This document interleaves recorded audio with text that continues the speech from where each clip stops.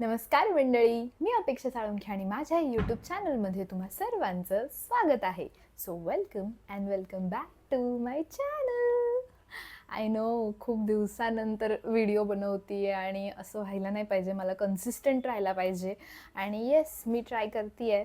आत्ता आपण आज काय करणार आहोत, तुम्ही थंबनेलवरून तुम्हाला कळलंच असेल की आम्ही अगेन ट्रिपला चाललो. ये आफ्टर सो लॉंग, म्हणजे खरं तर असं व्हायला नाही पाहिजे, बट खूप दिवसानंतर आम्ही ट्रिपला चाललो आहे. आणि येस, सो मी तुम्हाला आता दाखवणार आहे की असा जर कन्सिस्टंट ट्रिप्स तुम्ही करत असाल तर कशा पद्धतीमध्ये तुम्ही बॅकपॅक केली पाहिजे. स्पेशली जेव्हा तुम्ही एअर ट्रॅव्हल करत असाल, म्हणजे विमानाने जाणार असाल, तर तुम्हाला कशा पद्धतीमध्ये ते पॅकिंग केली पाहिजे, जेणेकरून तुम्ही पटकन चेक इन काउंटर क्लिअर करू शकता आणि पटापट पुढे आपल्या ट्रिपला एन्जॉय करू शकता. सो लेट्स स्टार्ट आणि पटकन आपण चालू करूयात.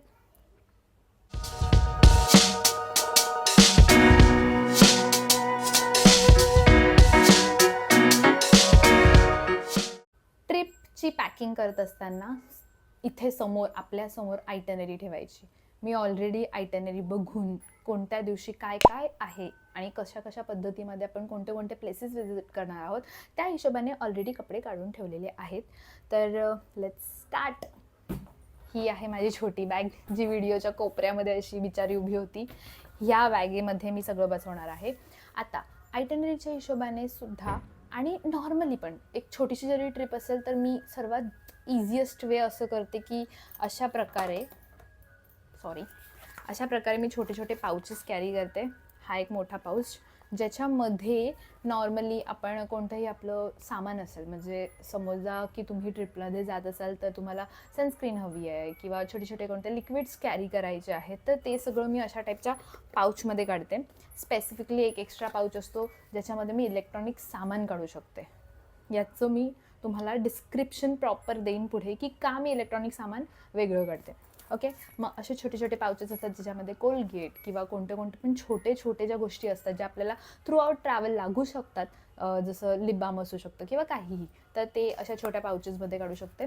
ॲमेझॉनमध्ये ना एका टाईपचे पाऊचचा असा अख्खा बंडल मिळतो. माझ्याकडे हे ऑलरेडी आहेत, तर मी हे याला खूप वेळा यूज करते. आणि काही एक्स्ट्रा पाउचेस पण आहेत जे थ्रू आउट व्हिडिओ मी तुम्हाला सांगेल की कशासाठी लागणार आहेत. ज्वेलरीसाठी मी असा एक बॉक्स कॅरी करते, जेणेकरून आपल्या ज्वेलरीज तुटल्या नाही पाहिजे किंवा डॅमेज नाही झाल्या पाहिजे. तिथे जाऊन मग आपल्याला कळतं की अरे, हे कानातलं घालायचं होतं आणि ते तुटलं. सो त्यापेक्षा अशा प्रकारे ज्वेलरी कॅरी करायच्या. 7 दिवसाची आपली ट्रिप आहे, माझी 7 दिवसाची आहे. पहिले डेजच्या हिशोबाने सगळे कपडे काढून घ्यायचे, एक प्रॉपर. या दिवशी कोणता घालणार, त्या दिवशी कोणता घालणार, त्या दिवशी कोणता घालणार. जर तुम्ही रिस्टाईल करणार आहात तर कशा पद्धतीने रिस्टाईल करणार आहे. सकाळी तेच घालणार आहात, दुसऱ्या दिवशी काही वेगळं घालणार आहात, त्याचवर किंवा त्या जीन्सवर. मी करते ऑफकोर्स रिस्टायलिंग ट्रिपमध्ये केली पाहिजे, कारण की एकतर तुम्हाला मिनिमल कपडे घेऊन जाता येतात, खूप कमी कपडे न्यावे लागतात आणि तुमची पॅकिंग पण सटल होते. कमी कपड्यांमध्ये मस्तपैकी पॅकिंग होते. रॅदर आपल्याकडे म्हणजे व्हेरायटी दाखवता येते ना आपल्याला. रिस्टाईलचं थोडंसं असलं पाहिजे ना डोकं. रिस्टाईल करत जा. रिस्टाईल करण्याचा फायदा, पैसे पण वाचतात. सो रिस्टाईल करत जा. सो पहिली जी टिप आहे ते पाउचेस कॅरी करणं. दुसरी टिप आहे अशा पद्धतीचे बॉक्सेस कॅरी करणं. तिसरी महत्त्वाची टिप असणार आहे की डे वाईज तुमचे कपडे कसे असतात ते काढून ठेवणं आणि ते प्री प्लॅन करणं. कपल असाल, मला खूप शौक आहे. मी राहुलसोबत ऑलमोस्ट कपडे मॅच करण्याचा प्रयत्न करते. तर आता पण तेच केलेलं मी. तर आधी तुम्हाला दाखवते की मी कशा पद्धतीमध्ये कपडे काढून ठेवते. अशा प्रकारे मी पूर्ण 7 दिवसांचे कपडे असे काढून ठेवते. प्लस जर अंडरगार्मेंट्स वगैरे बाजूला काढता येत असेल तर तेही काढून ठेवते. सॉक्स किंवा मग कोणत्याही प्रकारचे एक्स्ट्रा कपडे असेल, टोपी वगैरे जे पण असेल, ते प्रत्येक गोष्ट असे प्रत्येक ठिकाणी काढून ठेवते. कसा कॅमेरा ॲडजस्ट करावा हेच मला नीट कळत नाही आहे.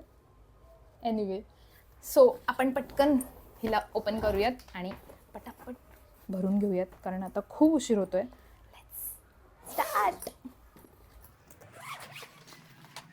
पॅकिंग करत असताना सर्वात आधी आपण डे वाईज, म्हणजे सर्वात लास्ट जो गारमेंट आपण घालणार आहे, ज्या पद्धतीचे कपडे आपण घालणार आहे, ते आधी आत ठेवायचे. आणि वर म्हणजे डे सपोज की डे 7 असेल, डे 7 खाली, डे 6 वर, डे 5वर, त्याच्या 4वर अशा पद्धतीने आपण उलटी, आपण जशा पद्धतीने उलटी काउंटिंग करतो आणि उलटे डेज असतात तशा पद्धतीने आपण कपडे ठेवायला स्टार्ट करणार आहोत. तर मी लास्ट डेला हे घालणार आहे. तो हे सर्वात अगोदर मी 8 ठेवेन. अशा पद्धतीने पटापट सगळे कपडे त्या पद्धतीनेच रचून ठेवून घेऊया. ठीक आहे. ट्रिपमध्ये जात असताना आपण अशा टाईपच्या बॅग्स ॲक्च्युली ठेवाव्या आपल्याकडे. ह्याचं रिझन असं आहे की कधीही काही आपल्या अंगावर मे बी पावसाच्या ठिकाणी किंवा ओल्या ठिकाणी जात असू किंवा समुद्राच्या ठिकाणी जात असू तर आपले ओले कपडे होतात. बऱ्याच वेळा त्याला ड्राय क्लिनिंग करून घेण्याचा इतका वेळ नाही मिळत. त्यावेळी या कॅरी बॅग्स आपल्याला कामाला येतात. आपण ठेवू शकतो त्यामध्ये प्रॉपर आणि कॅरी करू शकतो. बऱ्याच वेळा अंडरगार्मेंटसाठी जे पण इनर वगैरे असतात त्यासाठी मी एक वेगळा पाऊच कॅरी करते सो दॅट आपल्याला खूप सारं उचकावं नाही लागत. खूप पटापट ते सगळं मिळून जातं. जेव्हा आपण कपड्यांचे एका एका साईडला लाईन्स लावतो त्यामध्येच मी एक पाऊच कॅरी करते ज्याच्यामध्ये मी फक्त माझे अंडरगार्मेंट्स ठेवते. राहुलचे वेगळे पाऊच असतं, माझा वेगळा पाऊच असतो. सो अशा प्रकारे ते आपण झिप लाईन करून ठेवून दिलं की पटापट अंडरगार्मेंट्स मिळतात. सो ही पण एक ट्रिक आहे. तर उलट्या क्रमाने आपले सगळे कपडे ठेवून झालेले आहेत. त्यानंतर हा आहे माझा मेकअपचा पाऊच. भरमसाठ घ्यायचं नाही आहे. सनस्क्रीन, मॉइश्चरायझर घ्यायचं आहे. एखादं प्रेप करण्यासाठी CC क्रीम, BB क्रीम और फाउंडेशन लाईटर शेडचं घ्यायचं आहे. त्याच्यानंतर लायनर वगैरे अशा छोट्या ज्या गोष्टी तुम्हाला मेकअपच्या लागतील. खूप जास्त घ्यायचं तर अजिबात नाही, कारण बऱ्याच वेळा चेक इन बॅग जी आहे ती आदळली जाते. आपले खूप महत्त्वाचे प्रोडक्ट्स तुटू शकतात. तर मिनिमल गोष्टी घ्या. खूप बऱ्याच वेळा काही लोकांना काही लिक्विड कॅरी करायचे असतात. कशात? तर केबिन बॅगमध्ये. काही एअरलाईन्सचे रूल्स असतात, आपल्याला ते फॉलो करावे लागतात. एअरलाईन्सच्या रूलमध्ये असं असतं की आपण केबिन बॅगमध्ये 100 ml पेक्षा जास्त लिक्विड कॅरी करू शकत नाही. आता प्रत्येक एअरलाईनचे वेगवेगळे रूल्स आहेत, वेगवेगळी त्यांची रेंज आहे. ते तुम्ही त्यांच्या साईटवर जाऊन वगैरे चेक करू शकता की त्यांना काय म्हणजे ॲक्च्युअल रिक्वायर काय आहे आणि आपण काय आत घेऊन जाऊ शकतो. मी तुम्हाला रिकमेंड करेल की खूप जास्त लिक्विड वगैरे काही असेल, म्हणजे मोठं सनस्क्रीनचं पॅकेट वगैरे काही असेल किंवा लिक्विडी असं काही असेल तर ते सगळं तुम्ही तुमच्या मोठ्या बॅगमध्ये ठेवू शकता. बट ते तुटणारं असं काही नसू द्यात. सो सगळं इलेक्ट्रॉनिकचं सामान जे आहे ते मी अशा पद्धतीने एका पॅकेटमध्ये पॅक केलेलं आहे आणि ते घेऊन मी कॅबिन बॅगमध्ये टाकणार आणि ती कॅबिन बॅग मी एरोप्लेनमध्ये कॅरी करणार. 2 प्रकारच्या बॅग असतात, एक चेक इन बॅग आणि एक कॅबिन बॅग. तर चेक इन बॅगमध्ये कंप्लीट आपले कपडे वगैरे आणि हे सगळी जाते एअरलाईनला. आपण जेव्हा चेक इन करतो कोणत्याही एअरलाईनमध्ये तिथे ही सबमिट होते आणि ती आपल्याला जिथे आपलं ड्रॉप लोकेशन असेल ती आपल्याला पुन्हा मिळते. पण कॅबिन बॅग जी असते ती थ्रू आउट टायमिंग आपल्याकडे असते. सो कॅबिन बॅगमध्ये नेताना ज्या गोष्टी नेताय त्याचे लिमिटेशन्स असतात. म्हणून म्हटलं की लिक्विड कॅरी करत असेल तर प्रत्येक एअरलाईनचे वेगवेगळे त्यांनी दिलेले लिमिटेशन्स आहेत, तेवढेच आपण कॅरी करू शकतो. त्यापेक्षा जास्त आपल्याला कॅरी करता येत नाही. त्यासाठी जरी तुम्हाला कॅरी करायचं असेल तर मी बाजूला कुठेतरी इकडे फोटो टाकेल. छोटे बॉटल्स मिळतात प्लास्टिकच्या, त्यामध्ये 100 mlचे तेवढे लिक्विड्स काढून तुम्ही कॅरी करू शकता. पण जर ते जास्त झालं तर उगच घेऊन जाऊ नका, कारण की जर जास्त झालं तर ते चेक इन करताना आपल्यासमोर इतके महागाचे प्रोडक्ट असते ते डस्टबिनमध्ये टाकले जातात.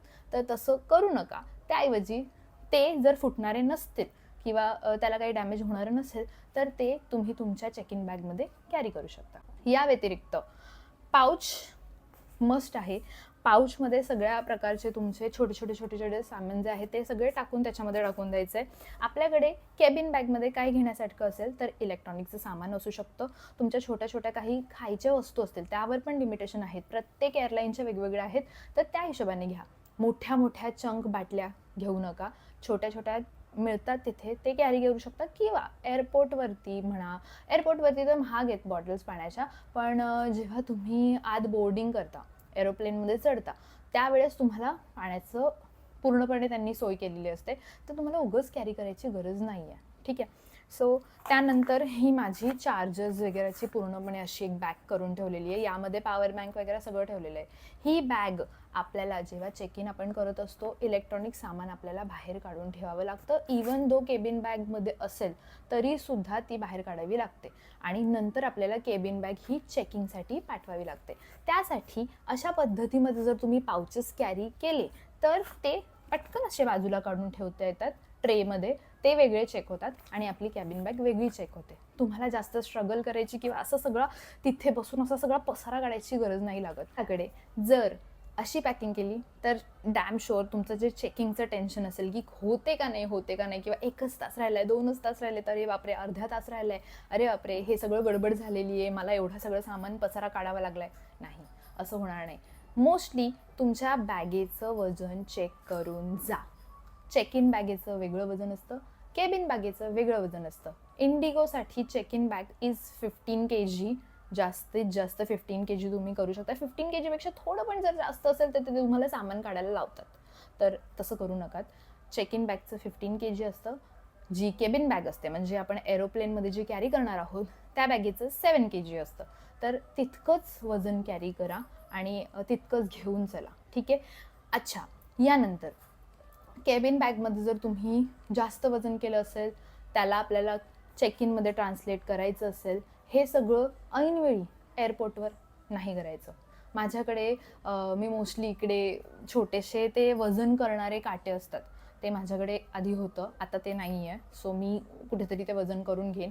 पण अशा प्रकारे ते उचलायचं असतं. मी कुठेतरी दाखवेल इथे, ॲमेझॉनवरून मिळतं ते. वजन प्रॉपर चेक करायचं, 15 kg आहे का, 7 kg आहे का, काय आहे, आणि त्या हिशोबाने आपण आपली पॅकिंग करायची. कमी कपडे करून टाका, किंवा जर तुम्ही 2 पर पर्सन आहात, म्हणजे जर सपोज 2 किंवा 3 माणसं बॅग कॅरी करतायत, तर त्या हिशोबाने ते डिव्हिजन करून तुम्हाला पर पर्सन म्हणून मिळून जाईल. म्हणजे सपोज की मी आणि राहुल आम्ही दोघं एकत्र ट्रॅव्हल करतोय, तर 15 kg 30 kg इथेच होऊन जातं. सो 30 kgचं तुम्ही बॅगेज कॅरी करू शकता. आता आला प्रश्न शूज किंवा कोणत्याही प्रकारची चप्पल कॅरी करताना. मी सजेस्ट करेल, जर शूज वेअर करत असाल तर ती वेअर करून जा, कारण ती पुन्हा जायंट असल्यामुळे ती आपल्या बॅगेमध्ये जास्त जागा घेते. त्यामुळे मी मोस्टली प्रेफर करते की जर शूज मी वेअर करणार असेल तर ते मी वेअर करून असं काहीतरी आउटफिट क्रिएट करू आणि तेच कॅरी करून मी घेऊन जाऊ. जर शूज नसेल, त्याऐवजी सँडल्स असतील, तर ॲमेझॉनवरती काही पॅकेट्स येतात. अगेन मी तुम्हाला माझ्याकडे ते आता पॅकेटने ऑर्डर केलेले ते येणार आहेत, अजूनपर्यंत ते रिसीव्ह नाही झालेत. तर माझ्याकडे काही पॅकेट्स आहेत, ते दाखवते मी तुम्हाला, आणि ॲमेझॉनवर पण दाखवते. तर त्यामध्ये तुम्ही शूज मस्तपैकी ठेवून त्याला झिप लॉक करून टाकलं की ते काही खराब झालेले जरी शूज असेल तरी आपल्याला ते परतीच्या प्रवासाला ते कॅरी करू शकता. सो अशा प्रकारे त्या शूज त्या पॉकेटमध्ये टाकून आपण आपल्या बॅगेमध्ये ठेवू शकतो. सो अशा प्रकारे आपण आलो आहोत व्हिडिओच्या शेवटाकडे. जर हे स्टेप्स फॉलो केले आणि अशा प्रकारे पॅकिंग केली तर डेफिनेटली तुम्हाला तुमची जी चेक इन प्रोसेस आहे ती इझिली होणार आहे आणि तुम्ही ट्रिपमध्ये पण वेगवेगळ्या पद्धतीचे वेगवेगळे कपडे घालून वेगवेगळ्या पद्धतीने रिस्टाईल करून फोटोज क्लिक करू शकता. That's it for the day, आणि आपण भेटूयात आता पुढच्या व्हिडिओमध्ये. तोपर्यंत बाय.